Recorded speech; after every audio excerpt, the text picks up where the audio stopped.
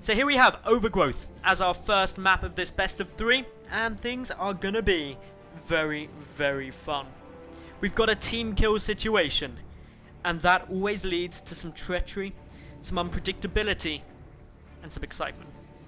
Spawning up in the top right hand position, we've got the yellow Protoss player representing Alien Invasion, CPU. And his opponent down to the lower left, the green Terran, also representing Alien Invasion, Lillekanin. And this is why I love and absolutely adore team kills. Yes, it's very sad for the teams that one of their players has to be defeated.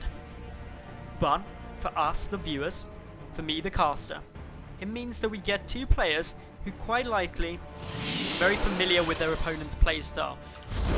Try and predict what the other's going to do based on past experiences. And that alone can often lead to some unusual things coming out, some strange strategies, and obviously that adds a lot of diversity into the sort of games that we get. So I'm excited and very much anticipating some unusual things to be going on, and I really hope that these 2 won't disappoint. In terms of openings for the moment, nothing insane going on yet. We did have a gasp before rats from Lillekanin, and that could signal that we're going to be getting some kind of proxy. Going to be keeping a close eye on what this SCV does, because, hey, it can do some sneaky things. Where is it headed? That's always important. So it is headed just straight up into the main of his opponent. Then pulling back round to just down here. Notice this path. So he could come and proxy down here. There's a cool little location you can proxy just behind what's potentially like a 5th base, which is always really good fun. Meanwhile, over on CPU's side, 4 probes in gas. Not anything crazy. Not going to be going super tech heavy, but enough to be able to get out a mothership core nice and quickly. We can see that, obviously, just probes coming out for now. Got to wait for the cybernetics core to be done before we can see that mothership core. Down comes the probe, and it's going to be chasing this SCV. So the SCV's had to change its pathing. Going to be trying to just block up, prevent a Nexus from coming down, although not blocking until now because there wasn't enough minerals. Nexus goes down, nice play by CPU there. He's looking quite good. Back at home, Lillekanin has added in his own factory. He's pumping out a couple of Marines. They're just coming down by the natural base in case a scout tries to sneak its way in to see what's happening. Not going to be happening. We do also have the starport. This is back at his base though, so no signs of proxies. Just this SCV trying to get as much information as it can. Trying to just spot, okay, what kind of build's coming, what's here, what can I do about it? And to be honest, he hasn't seen too much. Stalker on its way. Widowmine's coming out, so this is actually going to be a Widowmine drop now. Pretty much definitely. Not really too much to say about a Widowmine drop for the most part. It's a bit of a pain. If we don't see the robotics facility that's just started, then you can run into some problems because you're lacking an observer. But as long as you've got an observer, generally you're not going to see anything terrible happen as long as the control is good. Being as both of these 2 players are Grandmaster level, the control should be good. And so, while some damage can certainly be achieved using these Widow Mines and stuff, I doubt that it's going to be anything absolutely mind-boggling. Second Widow Mine about to pop out. We've got the medevac as well, ready to transport it quickly over there. Cute little burrow position. This is actually a really great way to use this first Widow Mine, because if a Stalker or 2 decide to come a little far forward, try and just get a little bit of information on Mothership Core, comes edging out, maybe a Zealot to come and take the Watchtower, it's dead. This Widow Miner kills it, unburrows and scuttles back to home victorious. Interesting use of this, only a single Widow Mine in here. This second one will probably come to the natural base once the Stalkers are pulled back. The Observer is going to be out fairly soon. And yeah, as it goes, this is all looking very, very nice in the moment. Obviously, the Observer is up. A scan could be used to take this down. I'm not sure if there's energy. The Widowmine in a nice place. Second Widowmine coming, got 1 probe kill. Good control by CPU there. A pylon is actually going to get taken down. This is a surprisingly big loss. It supply blocks CPU, or it does now with the probe introduction. That's really irritating. The Observer's still quite far forward. A couple more probes are going to go down. This is really good for Lillekanin.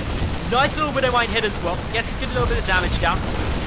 Still 2 Observers there. That's going to prevent too much more. The Mothership Core is ridiculously low. Gets away with 4 HP, but a drop allows it to get sniped off. This control by Lillekanin is absolutely insane. He will probably lose that medevac. Yeah, does lose it. So even though that goes down, let's look at the resources lost. CPU lost 50 more resources, and gas-wise, he also lost a good chunk more. Not to mention he lost workers as the majority of supply, and also that mothership core. That prevents him banking up more energy. The worker count loss obviously really hurts his income. But it's not hurt too badly, because remember, the natural nexus, that's still up, it's alive, it's producing and chrono boosting our probes, whereas Lillekanin, he's only just morphing his natural base into an orbital command, so he doesn't even have the double mule to cooldown yet. Still though, nice damage done, and it certainly is going to be a little bit irritating, especially with this Banshee coming in. I didn't notice this earlier, so apologies for that. But the Banshee racking up 2 kills, wasting some more mining time. And if you actually take a quick look at this, this is actually quite a considerable amount of mining time going down per minute. So, nice control, again by Lillekanin. CPU needs to find something to do in the mid-game, and it looks like he's going to be opting for quite a higher mortal count. Has he seen anything to really make him wary of this? He probably has seen the tank, knows that obviously there is some investment into tanks. Immortal's the best counter to that. A Raven also coming out from Lillekanin. This gives him mobile detection, so the observer is going to run into some problems. It's going to be seen, and if an observer's seen, it doesn't fare too well. But all in all, this is looking to be stabilizing, getting into the mid-game quite comfortably, and nothing too insane going on yet. In again comes this Banshee. Does have cloak, and there's only the photon cannon for detection at the moment. Where is the other observers? Okay, they're coming back slowly but steadily. There must be another bit of detection here. Okay, there is the photon cannon. Where is... Okay, it's just the photon cannon. This Banshee's doing insanely well though. 8 kills already. Should be able to rack up a couple more. May even be able to back away. If this gets out, this Banshee has been an absolute beast. Nicely done there. 9 kills on it, and it's still alive. Needs to be careful. 2 stalkers coming over, and... Oh no, it's going to probably meet its doom. Bye, little Banshee. She did well. She really did well. 8 kills is really nice. Takes the total worker kills to 19. Lillekanin does like killing workers though. If any of you were here last week, we saw him up against Tefl where he killed something ridiculous like 100 drones by the 20-minute mark one game. It was crazy. Anyway, Twilight Council coming down off the back of this. +1 armor, following on from +1 attack. Does mean that CPU is getting quite a substantial upgrade advantage over his Terran opponent. But Lillekanin, he's already got his 3rd base completed. He's got a single Marine guarding the 3rd of CPU, gonna say no to that probe. Probe backs away. Keeps stopping though. That's definitely a malfunction. A couple of Immortals getting onto the sneaky side. Immortals of course right pain. Double Immortal drops using that War Prism gives them a lot of mobility. Also means that they can deal a ton of damage up at 2 buildings very quickly. And also 1 volley kills off workers. Tanks placed nicely. War Prism trying to come through but sees that, hey, that is a Viking. I don't want to be running up in there. 3rd base timings. Good advantage here for Lillekanin. I'm not even sure if it has been seen. I don't believe that it has, which would actually be quite beneficial for Lillekanin if it hasn't. Not that actually CPU could do too much to punish this. However, over on CPU's side, despite starting off with the robotics facility, he's teching up into the High Templar, adding in charge as well, so he could be looking for a nice little Archon timing, potentially. Could also be looking just to go up into Storms, which I think is more likely because of the Nexus in the 3rd. If that Nexus wasn't there, it'd be very probable to see some kind of 2-base aggressive move, but with the 3rd, you want to be teching up into the late game. Really, their Storms are essential. Nice little bit of drop micro coming down from CPU, preventing these Marines sniping off the War Prism, keeping the Immortals alive, and just generally some really nice play there coming out. And while the drop play hasn't been devastatingly effective, it has racked up a couple of kills overall, but the majority of the damage really does come in the 21 workers that have been lost by CPU, and actually puts Lillekanin up at the moment in the worker count before we even factor in the mules. And that means that if we take a look at this, things looking quite nice for our Terran at the moment. CPU, he needs to get some more cost-effective trades coming through, and ideally needs to deal some economic damage throughout the rest of this game, or at least that expands his opponent. But while these Banshees keep coming in and being a bit of a pain, that's probably not going to happen. And they do manage to get away safely. Lillekanin, waiting out. His tank count is just astonishing. He's up at 7 tanks, still producing them. This is a very mech composition, of course. Using the Hellbats. There's a decent chunk of bio there, though, as well. 14 Marines is more than the norm. It's not just an insignificant amount. The Ghost Academy, though, that's the essential part. Of course, the EMPs needed to knock out the shield specifically on those Immortals, just allowing things to work a lot better. Still waiting to see exactly what else we're getting down from these two. It just looks like just a huge Immortal count, and this is really a good response to a mech style coming down from Lillekanin. Doesn't need to add in too many High Templar. A couple are probably quite a good smart move, because by getting a few High Templar, you can feed back the Ghosts when they come in. So ultra late game, it will be something that's required. But for now, nothing crazy. A lot of movement out on the map, actually, and a War Prism has been spotted. Not engaged until we're on top of. Will fall. Unfortunately for Lillekanin, CPU was able to evacuate those Immortals quite a long time ago, keeping them nice and safe. Good little scan, sees pretty much the entire army composition here. These two scans just getting a good look, sees the third base up. Lillekanin should have a good bit of knowledge. Adding in the additional starport, so he's going to be looking to go into that ultra late game Sky Terran composition. High Raven count. Potentially may even see some battle cruisers. It's not unheard of.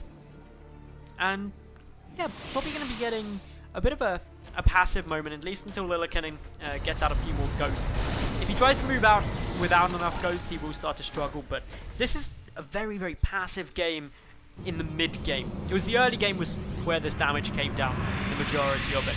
And since that point, both players have just been kind of chilling, building up the forces they want, but CPU is planning on putting an end to that. He's moving out on the map, getting a lot more aggressive. Forward pylons starting to be produced all around the place.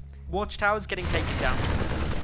Not entirely sure if the damage, if any of this army has been seen and what damage it can do. Because a lot of caution has to be applied when trying to push into this tank line.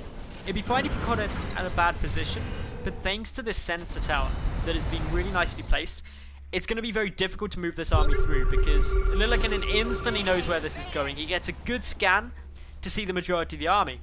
And unfortunately for CPU, he's not going to really be able to catch this army off guard or out of position, thanks to the movement being seen. He doesn't care though, moving up the ramp, going to be trying to get some more damage. These storms are beautiful, so much damage coming through, but just the numbers of tanks is insane. A couple of EMPs hit their mark. In terms of the resources lost, that was a much better trade. The storms did some good damage, but has it been enough? With this Zealot drop, at least a couple more workers are getting killed, but Lillekanin has still done more this game for now. He's sitting on these 3 bases, he's got the additional command centers coming through. And the trouble for CPU is he's now got to try and find a way to kind of lick his wounds and come back from this. He doesn't have to do anything too urgently. That's the important thing. He is trying to expand to the gold.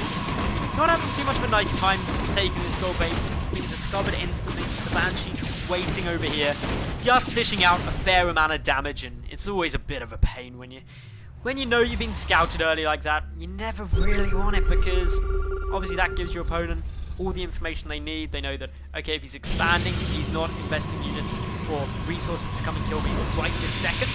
So what do I do with him? Still, as it stands, Lillekanin, he is not in a rush to move out. Nor should he be. He just took a beautiful trade. His vulnerability would be this army moving across the map. Because if it does start to move across the map and it gets caught out of position, unsieged and unprepared, it's going to be a very, very rough fight for our Terran. Whereas back at home, with this great sensor tower coverage that I mentioned previously, actually, Lillekanin, he can reposition this army as needed, and it's going to be exceptionally hard for CPU to try and engage. So probably the best move for CPU at the moment is to do what he's doing. Out-expand Lillekanin, try and deny these potential 4th bases. And if he's able to do that, sure, this mech army can just chill, wait it out and play very defensive, but long term, CPU has just got essentially a lot larger potential potential bank. He can just keep throwing inefficient armies if need be. So, in we come now. We've got a lot more tanks. Moving forward, still not too much else. Just much more of a commitment into this Sky Terran force. They're waiting patiently, just coming to assault this base. And this is a lot of damage. There's a huge number of Banshees here, already sitting up at 30. Nice takedown of that Nexus, and the gold base denied.